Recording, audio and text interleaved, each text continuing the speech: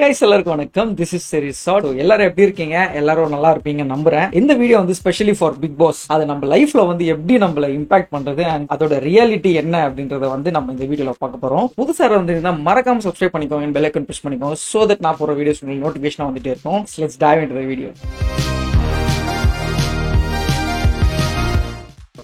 So இந்த summer season winter season மாதிரி big பாஸ்க்குன்னு ஒரு சீசன் ஸ்டார்ட் ஆகுது. அது எப்படின்னா அந்த பிக் பாஸ் எபிசோட்ஸ் எல்லாம் ஸ்டார்ட் ஆச்சுன்னா அதை பார்க்காம சாப்பாடு கூட சாப்பிட மாட்டாங்க. அந்த அளவுக்கு ஒரு வெரியன்ஸ் எல்லாம் இருக்கானுங்க. ஸோ பிக் பாஸ் வந்தோடனே நிறைய பேர் ப்ரோமோஸ் எடுத்து போடுறதுன்னு இவங்க வராங்க அவங்க வராங்க பொருளிகிரலி எல்லாமே பொருளி தான்டா. இன்கேஸ் அது ஃபைனல் லிஸ்டா இருந்தாலும் அது ஆப்வியஸ்லி ரிவீல் ஆகும்போது தான் நமக்கு தெரியும். ஸோ அந்த மாதிரி அடிப்படுற வந்து சில பேரை வந்து நம்ம பார்ப்போம். ஃபர்ஸ்ட் வந்து ஜனனி அசோக் குமார் வந்து பாத்தீங்கன்னா அரோரா சின்க்ளேர் எல்லாம் தெரிஞ்சிருக்கும், பலூன் அப்படின்னு கூப்பிடுவாங்க. என்னாச்சு விஜய் டிவிக்கு ஏன் இப்படி எல்லாம் பண்றாங்க, இவங்களுக்கு எல்லாம் ஏன் சான்ஸ் கொடுக்குறீங்க அப்படின்ற மாதிரி எனக்கு தோணுது. அகமது மீரான் அண்ட் ஃபரீனா அசாத், அஸ்வின் குமார் அவர் பேர் வந்து அடி வாங்குது. விஜய் பார்வதி சிந்தியா அவங்களுக்கு தெரியும், நம்ம சாண்டி மாஸ்டர் அவங்களோட வைஃபோட தங்கச்சி. சோ தெரிஞ்சிருக்கும். டாலி நீங்க வந்து குக்கித் கோமாளி எல்லாம் பார்த்திருப்பீங்க. நேஹா அப்படின்றவங்க தெரியும், ரீசெண்ட் டைம்ஸ்ல மீம் மெட்டீரியலா இருந்தாங்க. சித்தார்த் குமாரன், புவி அரசு, ராஜவேலு எல்லாம் விஜய் டிவி கேண்டிடேட்ஸ் தான்.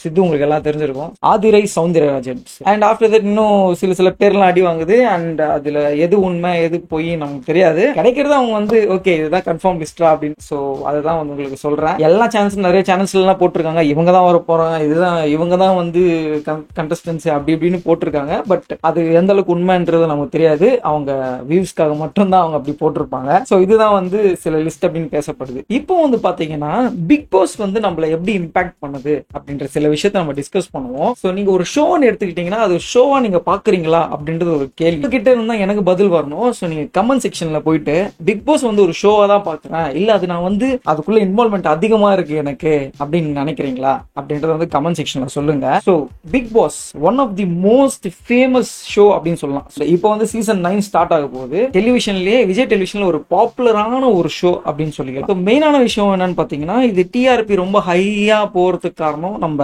ஆண்டவர் அவர்கள் அண்ட் இப்போ வந்து விஜய் சேதுபதி அவர்கள் பண்ணிட்டு இருக்காங்க. சோ இந்த மாதிரி செலிபிரிட்டிஸ் வச்சு அண்ட் செலிபிரிட்டிஸை கூட்டிட்டு வந்து இந்த மாதிரி ஷோ பண்ணும்போது obviously the TRP will be higher. So அதுல பிரச்சனையே இல்ல.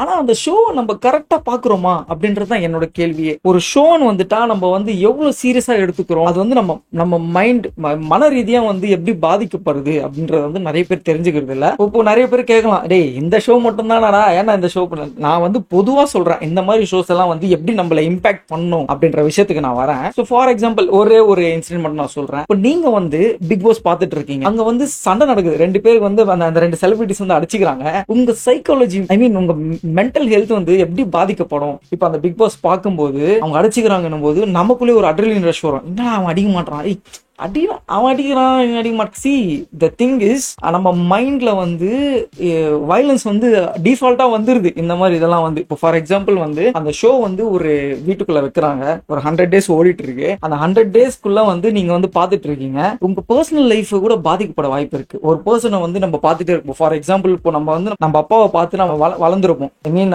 அவர் எப்படி ட்ரெஸ் பண்றாரு, அவர் எப்படி ஸ்டைல் பண்றாரு, அதே மாதிரி உள்ள ஒரு கப்புள் சண்டை போடும்போது இங்க ரெண்டு கப்புள் சண்டை போடுவாங்க. சோ இந்த மாதிரி நிறைய இன்சிடென்ட்ஸ் இருக்கு பிக் பாஸ்னால. என்டர்டைன்மெண்டா நம்ம பாக்குறோமா அப்படின்னா இல்ல. என்டர்டைன்மெண்டா பார்க்காம அவங்க வந்து எமோஷனலா ஃபீல் ஆகும்போது நம்ம எமோஷனலா ஃபீல் பண்றது அண்ட் ஒருத்தங்க வந்து ரொம்ப ஹார்ட் ஃபெல்ட்டா ஒரு எமோஷனல் பீஜம் நினைச்சா நம்மள அழ வச்சிடலாம். ஓகேவா?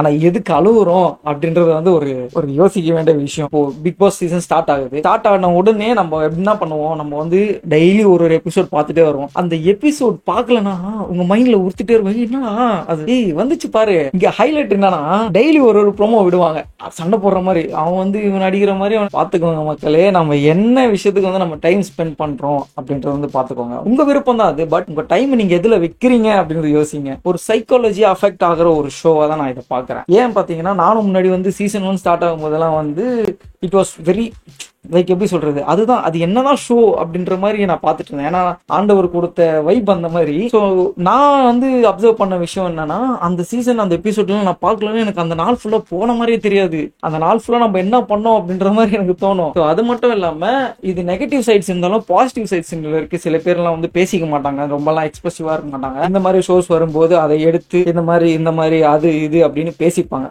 ஐ மீன் ஒரு டிபேட் மாதிரி நடந்துப்பாங்க. ஸோ இது பண்ணிருக்கலாம் இப்படி பண்ணிருக்கலாம். ஸோ அதுல கன்வர்சேஷன் பில் ஆகுதுன்னு வச்சுக்கோங்களேன். ஆனா இந்த ஒரு ஷோ வந்து நான் எப்படி பாக்குறேன்னு பாத்தீங்கன்னா ஒரு என்டர்டைன்மெண்ட் பர்பஸ்க்கு தான் நான் பாக்குறேன். ஸோ அதே மாதிரியும் நீங்களும் வந்து ஒரு என்டர்டைன்மெண்ட் பர்பஸா பாருங்க அப்படிதான் நான் சொல்ல வரேன். ஏன்னு பாத்தீங்கன்னா இந்த மாதிரி ஷோஸ் வந்து உங்களை மென்டலி அஃபெக்ட் பண்ணுவா. அவங்க அடிச்சுக்கிறாங்கன்னா அடிச்சுக்கிட்டோம், அதெல்லாம் ஸ்கிரிப்டடா கூட இருக்கலாம், யாருக்கு தெரியும், உங்களுக்கு தெரியுமா எனக்கு தெரியுமா, பட் எண்ட் ஆஃப் தி டே வந்து அஃபெக்ட் ஆக போறது நாம தான். ஸோ கொஞ்சம் என்டர்டைன்மெண்ட் பர்பஸா நீங்க பாருங்க எந்த விஷயம். அண்ட் இதுல வந்து பாத்தீங்கன்னா முக்கியமான விஷயம் நிறைய டாக்ஸிக் நிறைய விஷயம் வந்து வரும். ஒரு பர்சனை டிகிரேட் பண்றதா இருக்கட்டும், ஒரு பர்சன் அது ஐ மீன் ஒரு ஷோன்றது பாக்குறோம், நம்ம இங்க பர்சனல் லைஃப்ல இருக்கிறத வந்து அங்க போய் வெளியில நம்ம காட்ட போறோம், அது வந்து எப்படி ரீச் ஆகும் அண்ட் என்னென்ன கட்ஸ் வெளியே வருதுன்னு கூட உங்களுக்கு தெரியாது. ஸோ பிக் பாஸ்ல வந்து பாக்குறது எல்லாமே உண்மை அப்படின்றத வந்து நீங்க மைண்ட்ல இருந்து எடுத்துருங்க. அண்ட் இது நிறைய சைக்காலஜி ரிலேட்டடா இருக்கு, நிறைய டீகோடிங் எல்லாம் பண்ணலாம். But Bigg Boss is a big show. So அதை பத்தி பேசினா என்ன பிரச்சனை வரும் எனக்கு தெரியல. ஸோ அதனால வந்து ஒரு ஷோவை மட்டும் பாருங்க. அண்ட் சின்ன கருத்து தான், நான் ரொம்ப லேக் பண்ணிட்டேன்னு நினைக்கிறேன். ஸோ ஒரு ஷோவை என்டர்டைன்மெண்ட் பர்பஸா பாருங்க. அண்ட் இது ரொம்ப இன்டெப்தா பண்ணிக்காதீங்க. கரெக்டா நான் இந்த வீடியோ போட்ட அப்புறமா show will start. So yes guys, so இன்னொரு வீடியோல உங்களை சந்திக்கிறேன். This is Sheri short signing off from you. By.